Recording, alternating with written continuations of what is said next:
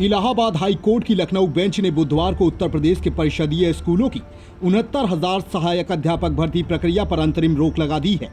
High court ने निर्देश दिया है कि अभ्यर्थी विवादित प्रश्नों पर आपत्तियों को 1 सप्ताह के भीतर राज्य सरकार के सामने प्रस्तुत करें।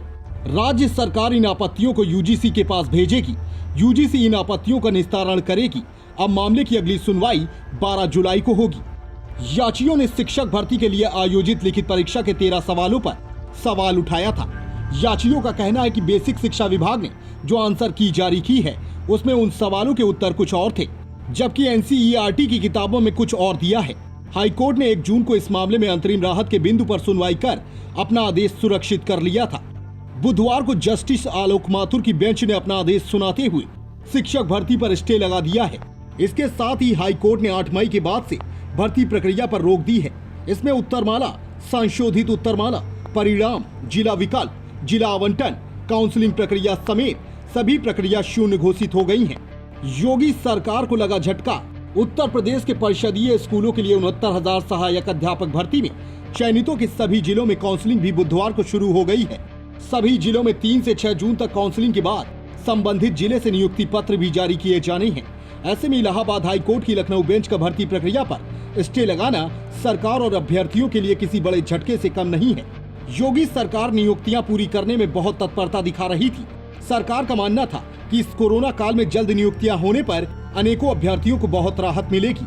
8 मई को जारी हुई थी उत्तर कुंजी।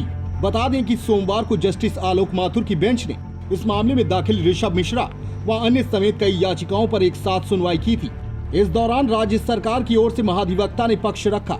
वीडियो कॉन्फ्रेंसिंग के माध्यम से लगभग 5 घंटे चली सुनवाई के पश्चात कोर्ट ने विवादित प्रश्नों को विशेषज्ञ समिति के समक्ष भेजने व चयन प्रक्रिया रोकने के बिंदु पर आदेश सुरक्षित कर लिया था।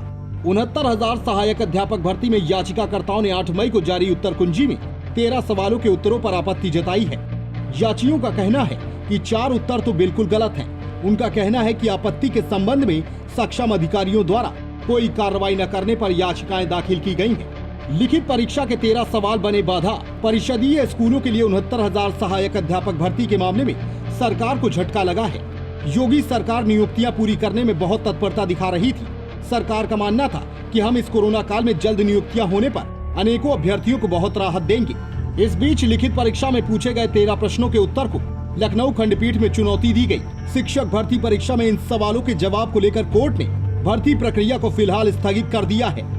69,000 शिक्षक भर्ती प्रक्रिया, जाने कब क्या हुआ।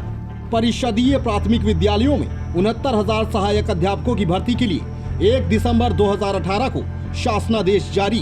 भर्ती के लिए सचिव परीक्षा नियामक प्राधिकारी प्रयागराज की ओर से 5 दिसंबर 2018 को विज्ञप्ति प्रकाशित। 6 जनवरी 2019 को लिखित परीक्षा का आयोजन। लिखित परीक्षा के लिए 4,31,466 अभ्यर्थियों ने कराया रजिस्ट्रेशन।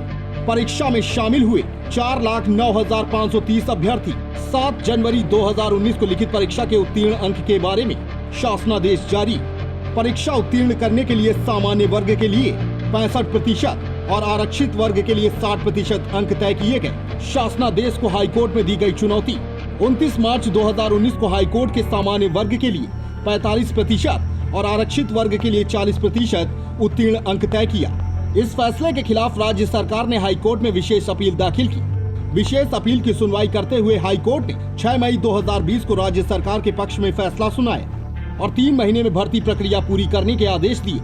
8 मई 2020 को हाईकोर्ट के आदेश के अनुसार लिखित परीक्षा का रिजल्ट जारी करने के बारे में शासनादेश जारी। हाईकोर्ट के आदेशानुसार राज्य सरकार ने 12 मई 2020 को परीक्षा फल घोषित किया, जिसमें 1,46,060 अभ्यर्थियों ने क्वालिफाई किया। लिखित परीक्षा के रिजल्ट के आधार पर भर्ती प्रक्रिया को आगे बढ़ाने के लिए 13 मई 2020 को शासनादेश जारी। 16 मई 2020 को बेसिक शिक्षा परिषद को 69,000 शिक्षकों की भर्ती की अनुमति देने के बारे में शासनादेश जारी। 18 मई से 28 मई 2020 तक चयनित अभ्यर्थियों से लिए गए ऑनलाइन आवेदन पत्र। प्राप्त आवेदन पत्रों की 27 से 31 मई के बीच जांच के बाद ऑफलाइन प्रोसेसिंग कर अभ्यर्थियों की काउंसलिंग के लिए जिले आवंटित किए गए। 3 से 6 जून तक अभ्यर्थियों की जिलों में काउंसलिंग करने और उन्हें नियुक्ति पत्र आवंटित करने का कार्यक्रम तय हुआ। Special report, fantabulous news.